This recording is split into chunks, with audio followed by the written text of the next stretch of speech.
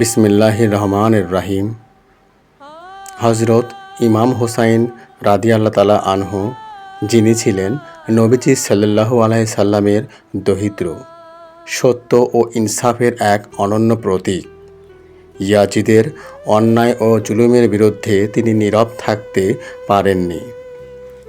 ইসলামের মূল আদর্শ রক্ষায় তিনি প্রস্তুত হয়েছিলেন প্রাণ পর্যন্ত উৎসর্গ করতে।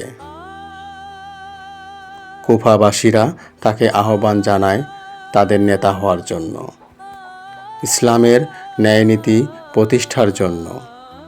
হাজার হাজার চিঠি পৌঁছে যায় হুসাইন রাদিয়াল্লাহু তাআলা আনহু এর কাছে। তাদের কথায় ভরসা করে তিনি কুফার পরিস্থিতি বুঝতে তার বিশ্বস্ত সাথী মুসলিম ইবনে আকিল রাদিয়াল্লাহু তাআলা আনহুকে পাঠান কুফায়।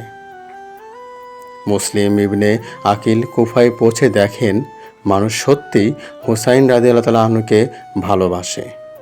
তিনি একটি চিঠিতে হুসাইন রাদিয়াল্লাহু তাআলা আনহুকে জানিয়ে দেন, এখানে আসার উপযুক্ত সময় এখনই।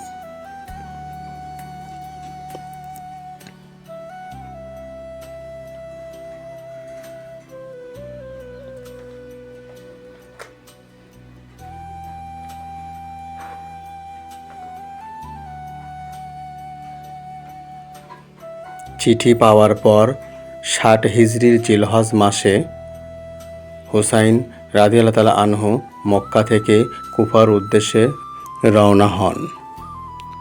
সাথে ছিলেন তার পরিবার, সহচরগণ এবং কয়েকজন বিশ্বস্ত সাহাবী।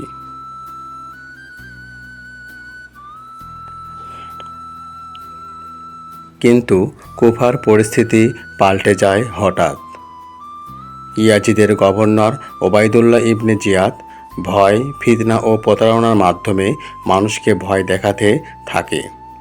কুফাবাসীরা একে একে মুখ ফিরিয়ে নেয়, বিচারহীনভাবে শহীদ করে ফেলেন মুসলিম ইবনে আকিল রাদিয়াল্লাহু তাআলা আনহুকে।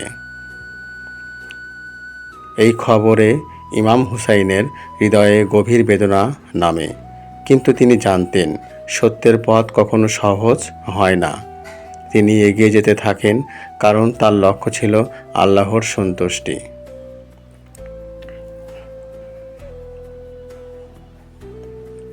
আজও আমাদের শিক্ষা নেওয়া উচিত হুসাইন রাদিয়াল্লাহু তাআলা আনহু এর যাত্রা থেকে, যে যাত্রা কেবল কুফার দিকে নয়, বরং সত্য, ত্যাগ ও ঈমানের পথে। আল্লাহ আমাদের সবাইকে সত্যের পক্ষে দাঁড়ানোর তৌফিক দিন। পরবর্তী পর্বে দেখা হবে ইনশাআল্লাহ। আসসালামু আলাইকুম ওয়া রাহমাতুল্লাহি ওয়া বারাকাতুহু।